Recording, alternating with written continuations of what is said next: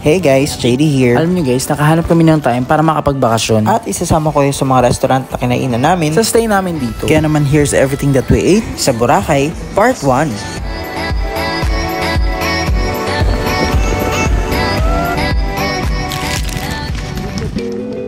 Time check, nasa airport na kami ng mga 11 AM. And dahil maaga kami, kumain pa kami saglit sa ni Rogers. Pero syempre, mas better kung kakain na kayo sa bahay para makatipid kayo. Buti na lang guys, maaga kami. Kasi from gate 134, change yung gate namin to 135. Pagkasakay namin, nag-video na ako ng mga clouds. Eh, natulog din ako kasi mahihilin ako sa biyahe. Time check, nakarating namin 12:45. Pagdating yung sa Katiklan, Sasakay nyo yung tricycle and dadalhin kayo sa port. Fill out lang kayo ng form for registration. And pagkatapos nyo magbayad, sasakay na kayo dun sa bangka. pagkababa ng bangka, pwede ka nang bumaba dun sa mga shuttle na nakapila. Ayan yung payment namin hanggang hotel is just 25 pesos each. Dito pala kami nagstay sa U Hotel. Meron silang complimentary drinks and uhaw na uhaw kami niyan kasi sobrang init. Time check. Naka-check-in kami niyan ng mga around 3:30.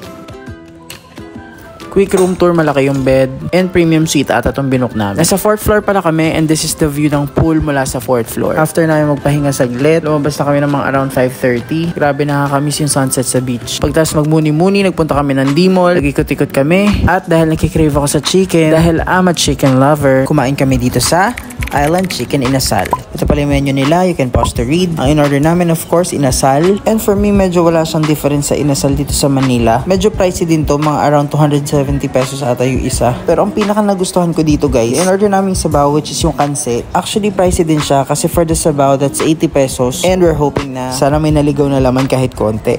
Umorder din pala kami ng chop suey. Sa price niya 270. Medyo pricey pero sulit siya for me kasi ang daming laman and ang daming gulay. Lastly, meron kami ditong gulaman. Actually, para siyang shake. Ayoko sana pero nung natikman ko, masarap and I think medyo nasa dessert side na siya. Overall, for me, this is 3 out of 5. Kasi kahit pa paano nabusog kami, masarap but medyo pricey yung benta nila. If tatanong niyo kung ulit ako, I can say yes kasi gusto kong tikman yung kanse.